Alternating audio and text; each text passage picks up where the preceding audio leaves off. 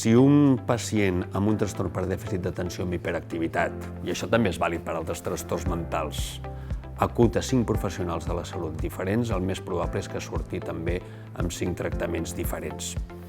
Aquesta variabilitat en la selecció del tractament es deu essencialment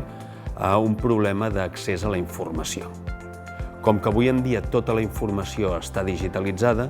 nosaltres hem desenvolupat una eina que utilitza la intel·ligència artificial per analitzar aquesta informació i proporcionar la informació adequada sobre el tractament del trastorn per dèficit d'atenció amb hiperactivitat als professionals de la salut i d'aquesta manera que la selecció del tractament s'ajusti més a les evidències científiques disponibles.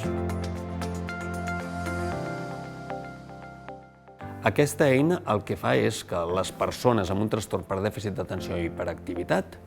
participin en la presa de decisions conjuntament amb el professional de la salut, tant el psiquiatre com el neuropediatre com el psicòleg. I aquesta participació el que fa és que el pacient s'autoresponsabilitzi de la seva salut i, per tant, d'alguna manera, en participar en el procés terapèutic, sigui molt més proactiu i tingui una major responsabilitat en aquest procés i d'aquesta manera l'aliança terapèutica amb el clínic sigui major i eventualment també els resultats de les intervencions proporcionades. De moment el que hem fet és desenvolupar un prototip que hem tastat amb dades virtuals, amb dades simulades i amb dades de pacients reals que han utilitzat l'eina, concretament 33 pacients. I hem vist que l'eina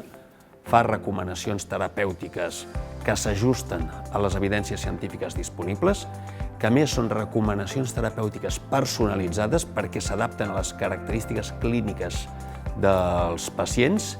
i que són a més participatives perquè recullen les preferències tant del pacient com dels professionals de la salut. El problema és que aquesta eina no es pot utilitzar en la pràctica clínica encara perquè ha de superar una sèrie de processos de certificació tecnològica i clínica i aquests estudis de certificació són costosos. Ens trobem en la fase de cerca i obtenció dels recursos financers per pagar els estudis que necessitem per certificar i poder proporcionar aquesta eina als professionals de la salut.